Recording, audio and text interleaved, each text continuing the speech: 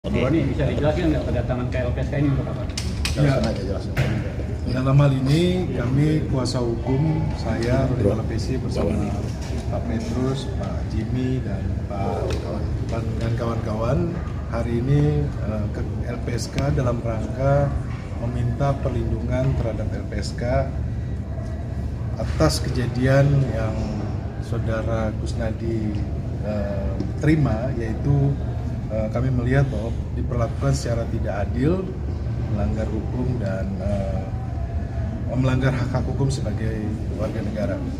Yang kedua, kami melihat bahwa saudara Kusnadi ini tidak ada kaitannya dengan perkara Harun Masiku, namun dijebak oleh penyidik KPK dan digeledah, kemudian dilakukan perampasan properti milik pribadi dan diperlakukan secara semena-mena yang tidak sesuai dengan hukum dan juga pun aturan yang ada. Jadi kami melihat bahwa disinilah kewenangan LPSK dalam memberikan perlindungan, sehingga hari ini kami hadir di sini. Kami sudah melakukan upaya hukum, yaitu juga ke Komnas HAM dan juga kita sudah ke Mabes Polri, dan ini merupakan dalam rangka mencari keadilan, dan kita juga ingin bahwa hak-hak hukum saudara Kusnadi ini dilindungi secara hukum dan undang-undang. Mungkin selanjutnya diteruskan oleh Pak Petrus.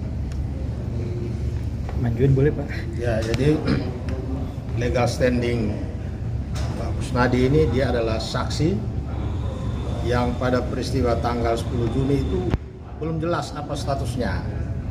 Sehingga apa yang dialami oleh Kusnadi pada tanggal 10 Juni di KPK itu adalah peristiwa penangkapan, karena 3 jam dia dikekang kemerdekaannya oleh penyidik KPK bernama Rosa tanpa surat perintah, tanpa surat tugas yang seharusnya diperlihatkan sebelum dia melakukan upaya paksa terhadap diri Kusnadi.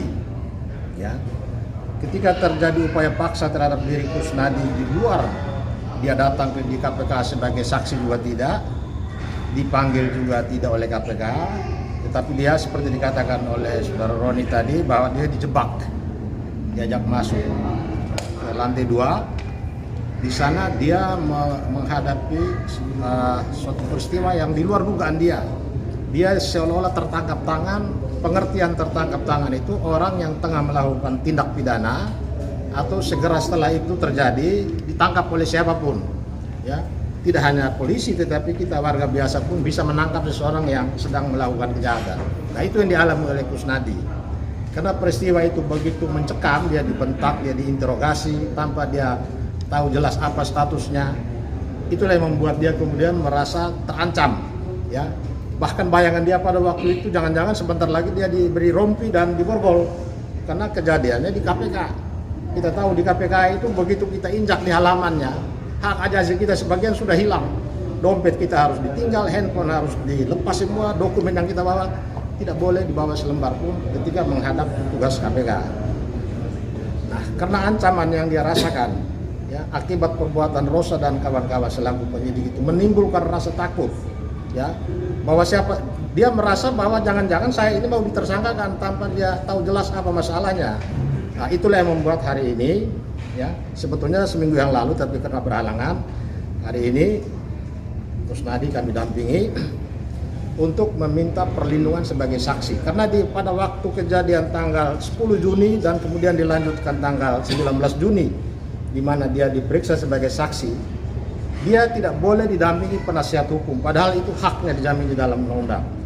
Yang kedua, dia tidak bisa konsultasi dengan penasihat hukumnya untuk sekedar mendapat nasihat. Ternyata pada peristiwa tanggal 19 Juni dia dijebak lagi, disuruh menandatangani sebuah perbaikan surat administrasi KPK yang salah tanpa dibuat berita acara perbaikan. Jadi terjadi backdate tanggal tanda terima penyitaan yang dilakukan tanggal 10 Juni tetapi dibuat tanggal 19 Juni. Untuk suatu peristiwa yang tanggal 19 Juni itu tidak terjadi. Dan persoalan itu juga akan sebentar disampaikan kepada LPSK. Kira-kira itu dulu. Oke. Oke, cukup. Terima Makasih kasih. banyak. Terima kasih. Oh iya, Dewas juga belum ya sampai sekarang. Oh iya. Jadi teman-teman, menurut kami ada dua Tar. Ulangi lagi. teman-teman, ada dua peristiwa yang menurut kami oknum penyidik melakukan pelanggaran etik. Yang pertama adalah ketika menjebak saudara Kusnadi di tanggal 10 Juni di mana tidak ada surat perintah atau surat tugas apapun.